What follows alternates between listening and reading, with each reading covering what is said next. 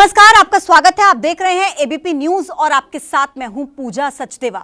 सीमा हैदर जो आजकल चर्चा में बनी हुई है काफी ज्यादा, बेशक हिंदुस्तान हो, पाकिस्तान हो या पूरी दुनिया की बात कह ले, अलग अलग देशों में सीमा हैदर के नाम की चर्चा है। और इस वक्त सीमा हैदर खुद हमारे साथ जुड़ गए हैं। सीधा उन्हीं से बात करते हैं, कुछ सवाल जवाब उनसे रहेंगे और जानेंगे कि सीमा के मन में इस वक्त क्या है। सीमा, सबसे पहले आपका बहुत बहुत स्वागत है एबीपी न्यूज पर।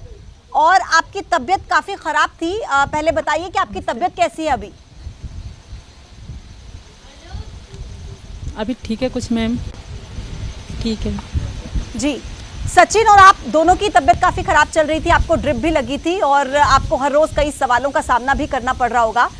मेरे भी कुछ सवाल आपसे रहेंगे सीमा, क्योंकि देखिए लगातार आपसे पूछताछ हो रही है और कई कई घंटों तक आपसे पूछताछ होती है, लेकिन जब आपके जवाब मिलते हैं तो ये सामने आता है कि जवाब ऐसे हैं जो कि मैच नहीं होते सच्चाई से।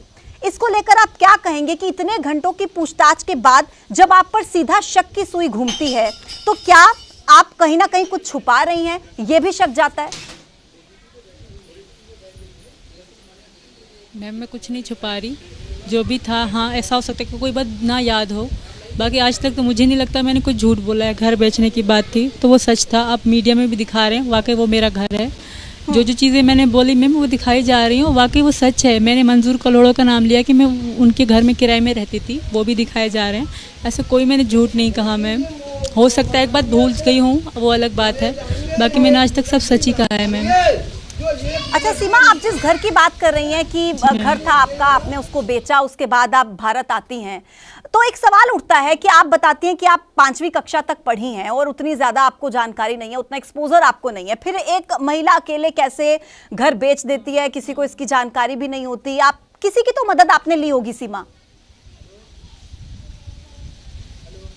मैम जहाँ मैं रहती थी वो छोटा इलाका है, वहाँ पे ऐसा है कि हर एक दुकान दूसरा दुकान यही है, जो घर बेचते हैं लेते हैं वो मतलब अपना फ़ायदा उठाते हैं।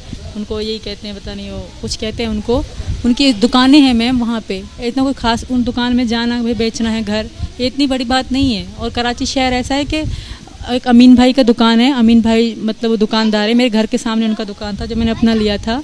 तो ऐसे मैंने लोगों को कहा कि मैं घर बेचना चाहती हूँ, मैंने जल्दी में बेचा, तभी जितने में ख़रीदा उतने में गया मैम। मैंने कोई अगर मैं थोड़ा देर बेचती या आराम से बेचती तो शायद मुझे कुछ ज़्यादा पैसे मिलते, पर मुझे यहाँ आना था सचिन के पास तो मैंने बेचा था मैम। और ये इतनी बड़ी बात नहीं है, बस मुझसे उर्दू में साइन ही लिया गया, सीमा जो कागज़ था और मेरे शनाख्ती कार्ड की कापी लगाई गई।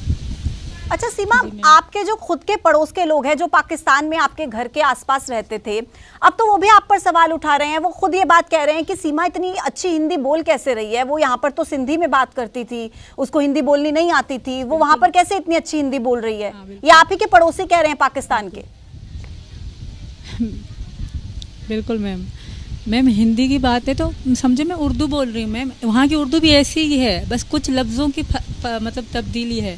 मैं कोई हिंदी मतलब हिंदी तो बिल्कुल जैसे यहाँ के लोग सेम बोलते हैं वैसे मैं बिल्कुल नहीं बोल पाती, जो वो मतलब बोल लेती हूँ पर कुछ लफ्ज़ में बोल लेती हूँ। मुझे यहाँ सचिन से 3 साल हो गए बात करते हुए, तो हिंदी तो मुझे अच्छे से समझ आती है। और वहाँ पाकिस्तान में ऐसा कोई इंडिया का ड्रामा नहीं जो ना आप बहुत अच्छे से हिंदी बोल लेती हैं। जी मैम जी। अच्छा, आप कह रहे हैं कि सचिन से 3 साल से आपकी बात हो रही है।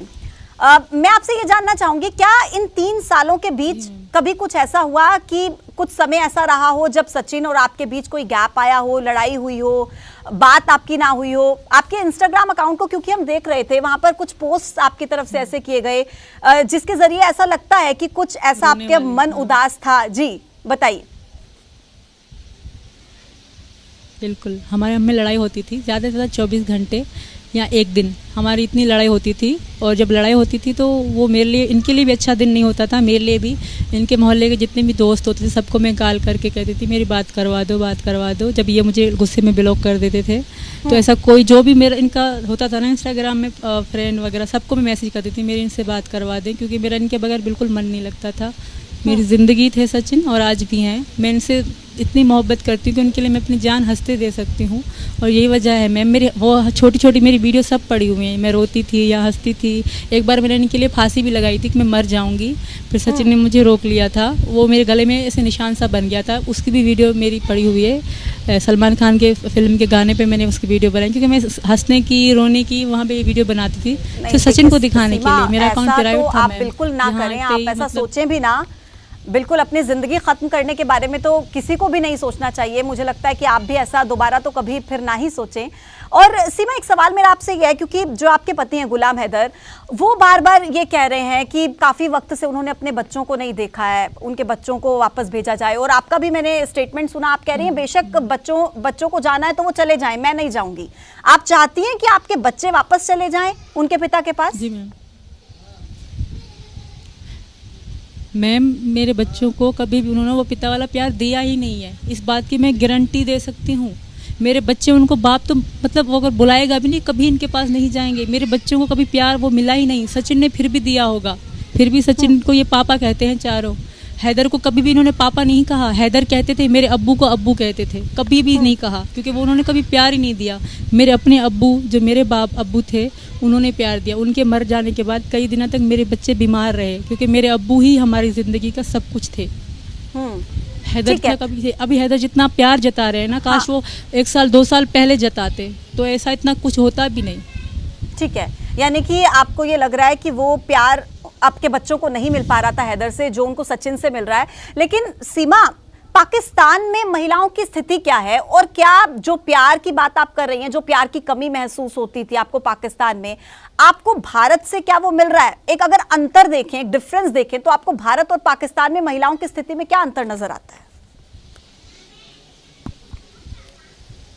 मैम, जो पंजाबी या दूसरी है उनके लिए मैं कुछ नहीं कहूँगी, कि उनका मुझे पता नहीं। मैं सिंध से रहने वाली हूँ, बलोच से हूँ, बलोच कबीले से हूँ, तो वहाँ औरतों की बिल्कुल इज्जत नहीं है। जो मेरी उम्र की लड़कियाँ हैं, मतलब ज़्यादा से ज़्यादा कोई पढ़ी होगी तो वो सरकारी में, जो घर में पढ़ी होगी थोड़ा बहुत, वरना कोई भी पढ़ी लिखी नहीं है मैम, कोई भी नहीं। हम बहनें 3 थोड़ा पढ़ी लिखी हैं और 1-2 और पढ़ी होंगी, क्योंकि हमारी उम्र की कोई भी लड़की हमारे गाँव में पढ़ी लिखी नहीं है। वहाँ कोई ज़बरदस्ती बुर्का या सर से अगर दुपट्टा भी उतर जाता था ना, तो हमारे आदमी लोग गाली गलौज करते थे कि दुपट्टा क्यों उतर गया।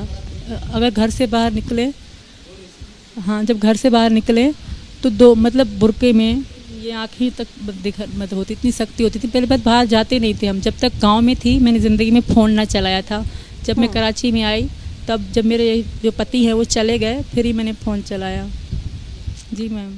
और भारत में आपको क्या अंतर नजर आता है? इज्जत मिल रही है मुझे। लेकिन सवाल भी उठ रहे हैं सीमा आप पर, जब आपसे पूछताछ होती है। मैं रह रही हूँ। जी मैम, बहुत अच्छे लोग हैं यहाँ के, बहुत इज्जत है औरत की बहुत इज्जत है यहाँ पे। जिस तरह मैं पाकिस्तान से हूँ, फिर भी लोग सोच रहे हैं कि सीमा की जान को खतरे में नहीं डाला जाए। और मुझे यकीन है यहाँ की हुकूमत, यहाँ के लोगों पे, मेरे और मेरी बेटियों, मेरे बेटे को फिर भी छोड़ें, मेरी बेटियों को मेरा सोचेंगे यहाँ का कानून। क्योंकि यहाँ औरतों के बहुत, मैंने योगी जी की एक वीडियो देखी थी, वो एक बच्ची के पाँव धुला रहे थे, तो मुझे इतना प्यार आया उन पे। जी मैम, इतना प्यार है कि ये कितने अच्छे हैं, एक बच्ची के पाँव धुला रहे योगी जी, जो मतलब यूपी के हैं। तो मैं कि मेरी भी बेटियाँ हैं, उनको हम पे भी ज़रूर तरस आएगा, वो हमारे बारे में ज़रूर सोचेंगे। मैं एक माँ हूँ, वो ज़रूर मुझ पर भरोसा करेंगे मैम। देखिए, आप एक माँ होने के नाते बहुत भावुक कर देने वाली बातें सीमा कह रही हैं। लेकिन देखिए, जब हम बात करते हैं कि अगर पूछताछ होती है, सवाल जवाब होते हैं, तो कुछ कानूनी प्रक्रियाएं होती हैं जिनका पालन करना बहुत ज़रूरी होता है। अभी एक और केस आया है सीमा, भारत की ही एक युवती है अंजू, वो अपने एक दोस्त से मिलने के लिए पाकिस्तान गई हैं, लेकिन उन्होंने सभी तरह की कानूनी प्रक्रियाओं का पालन किया है। आपने सुना होगा ज़रूर उस केस के बारे में, अंजू नाम है उस महिला का। तो आप उसको लेकर क्या कहेंगी? मैम, वो इंडिया में थी। इंडिया वो देश है जो इंसान सब कुछ कर सकता है। पाकिस्तान वो देश है, अगर मैं किसी को पता पड़ता ना सीमा बाहर गई कुछ कर रही है, तो बहुत बुरा हो जाता मेरे साथ। अगर हैदर को कान में पता लगती है मैं हिंदू लड़के से प्यार करती हूँ, तो मुझे जान से मार देते मैम। धन्यवाद। सीमा हैदर से हमने इस वक्त बातचीत की है और उनका कहना है कि मुझे उम्मीद है भारत से, भारत की सरकार से, कि वो मेरा और मेरी बेटियों के बारे में जरूर सोचेंगी। लेकिन इसमें पूरा ये समझना होगा इस प्रक्रिया को कि जहां जहां पर भी पूछताछ सीमा को लेकर की गई है, वहां पर जिस तरीके के जवाब मिल रहे हैं वो सीमा की बातों से मेल नहीं खाते, यानी कि वो बिल्कुल अलग नजर आते हैं। ऐसे में कहीं ना कहीं शक की सुई जरूर सीमा हैदर पर घूमती है। लेकिन एबीपी न्यूज में लगातार आपको ऐसी कई एक्सक्लूसिव रिपोर्ट्स दिखा रहा है। उन जगहों पर जाकर हम पूछताछ कर रहे हैं, बातचीत कर रहे हैं, पूछ रहे हैं कि आखिर सीमा हैदर जहां जहां पर रुकी वहां पर उसका किस तरीके का बिहेवियर रहता था, क्या सच और क्या झूठ है। एबीपी न्यूज लगातार आपको इससे जुड़े हर राज, हर अपडेट्स आप तक पहुंचा रहा है। अभी के लिए इतना ही, आप देखते रहिए एबीपी।